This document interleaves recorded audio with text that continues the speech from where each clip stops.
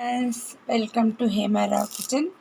இன்றைக்கி நம்ம பார்க்க போகிறது ஒரு டின்னருக்கு லஞ்சுக்கு ஏற்ற ஒரு சைட் டிஷ் தாங்க.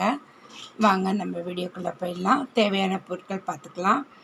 அடுப்பத்தை வச்சிட்டேன், கடாயை வச்சிட்டாங்க. நான் 1/2 கிலோ அவரைக்காய் எடுத்துருக்கேன். அவரைக்காய் பொரியல் தாங்க இன்றைக்கி பார்க்க போகிறோம். சூப்பராக இருக்குங்க. சிம்பிளாக பண்ணி பார்க்கலாம் வாங்க.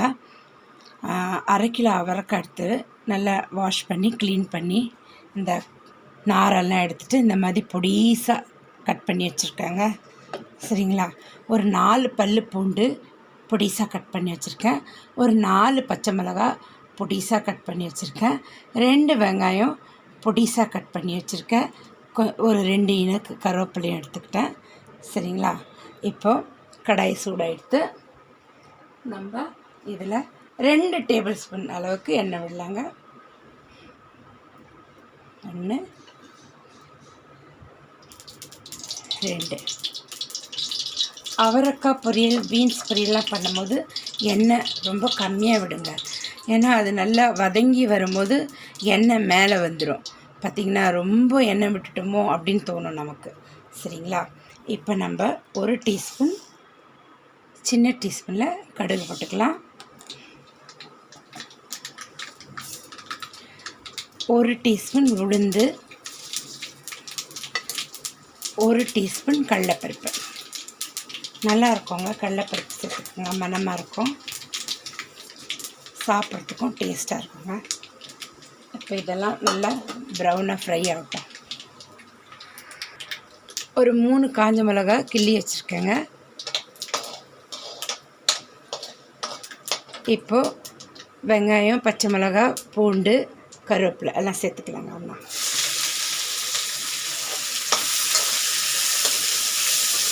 1/2 கிலோக்கு 4 பச்சை மிளகா, 3 காஞ்ச மிளகா போதுமானதில்ல. உங்களுக்கு கூடுதல் காரம் வேணால் இன்னும் ஒரு பச்சை மிளகா இல்லைன்னா காஞ்ச மிளகா நீங்கள் சேர்த்துங்க. இப்போது கொஞ்சம் நல்லா வெங்காயம் வதங்கட்டங்க. அவ்வளோதாங்க, இவ்வளோ வதங்கினா போதும். ஏன்னா காய் கூடவே இப்போ சேர்ந்து நல்லா வதங்கிடுங்க. நம்ம காய் சேர்த்துக்கலாம்.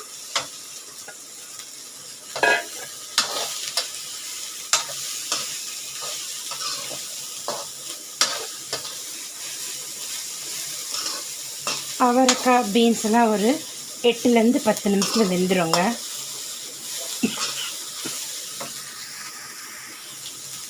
தேவையான உப்பு போட்டுக்கலாம்.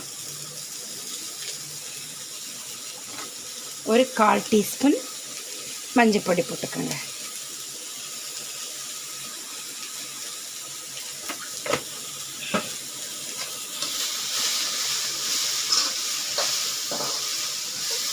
அவ்வளோதாங்க. இதை இப்போ நம்ம மீடியம் ஃப்ளேமில் மூடி போட்டு மூடி வச்சுருவாங்க. தண்ணியில் விட தேவையில்ல. எப்பவுமே காய்கறிகளை ஸ்லோ ஃப்ளேமில் செஞ்சிங்கன்னா ரொம்பவே டேஸ்ட்டாக இருக்குங்க. கொஞ்சம் டைம் எடுக்கும், ஆனால் டேஸ்ட்டு சூப்பராக இருக்கும். ரொம்ப ஹையில் வச்சு பண்ணால் அது ரொம்பவே இதுவாகிடுங்க, அதோட சத்தெல்லாம் போயிடும். இப்படி வச்சு செஞ்சு பாருங்கள், சூப்பராக டேஸ்ட்டாக இருக்கும். இப்போ நம்ம ஸ்லோ பண்ணிடலாம். மீடியம் ஃப்ளேமில் வச்சு நான் மூடி வச்சுருக்கேன். ஒரு 5 நிமிஷம் பொறுத்து பார்க்கலாம். நடுவில் இதை நம்ம கிளறிக்கிட்டே இருக்கலாம். அவ்வளோதாங்க, மூடி வச்சிடலாம். இப்போ ஒரு 5லேருந்து 7 நிமிஷம் எடுத்துங்க. பாருங்கள், நல்லா வதங்கி வந்துடுது.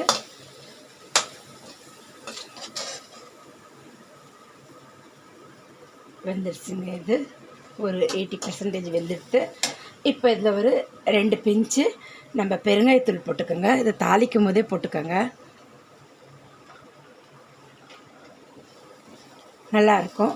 அப்படியே உங்களுக்கு விருப்பம் இல்லைன்னா ஸ்கிப் பண்ணிவிடுங்க. நான் போட்டிங்கன்னா ரொம்ப மணமாக நல்லாயிருக்குங்க. இப்போ நம்ம தேங்காய் துருவல் ஒரு 1/4 கப்பு, ஒரு 2 துண்டு தேங்காய் எடுத்து துருவி வச்சுருக்கேங்க. இது ஒரு 1/4 கப்பு தேங்காய் துருவல் வரும்.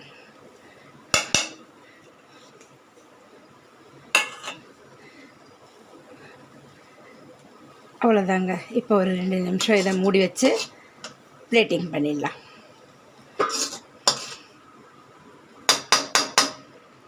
நான் ஸ்லோ ஃப்ளேம்லேயே தாங்க செஞ்சேன். ஃப்ளேம் பாருங்கள், ஹை பண்ணவே இல்லை. நம்ம தாளிக்கும் போது வெங்காயம்லாம் வதக்கும் போது ஹை ஃப்ளேமில் வச்சுக்கலாம்.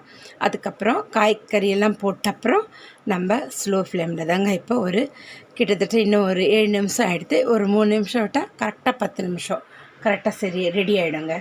சரிங்களா? சரி, ஒரு 2 நிமிஷம் கழித்து பார்க்கலாம். பாருங்கள், ரெடி ஆகிடுது. சூப்பராக ஸ்டவ் ஆஃப் பண்ணிடலாம். அவ்வளோதாங்க.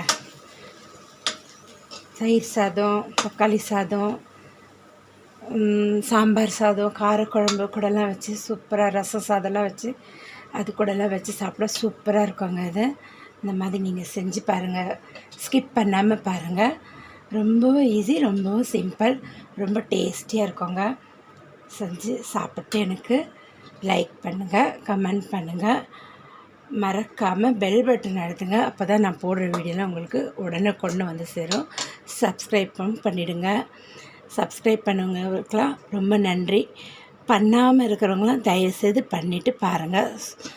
நல்ல நல்ல ரெசிப்பிலாம் நான் போடுவேன். நீங்கள் இந்த மாதிரி எனக்கு கொஞ்சம் ஆதரவு கொடுத்தீங்கன்னா இன்னும் நல்ல ரெசிப்பிங்கெலாம் போட்டுன்னு வருவேங்க. நான் பார்த்துட்டு நல்லா இருந்ததா கண்டிப்பாக லைக் பண்ணுங்கள். ஓகே, செஞ்சு பார்த்துட்டு கமெண்ட் பண்ணுங்கள். சரிங்களா? ஓகே, மீண்டும் அடுத்த வீடியோவில் சந்திக்கலாம். தேங்க்யூ ஃபார் வாட்சிங்.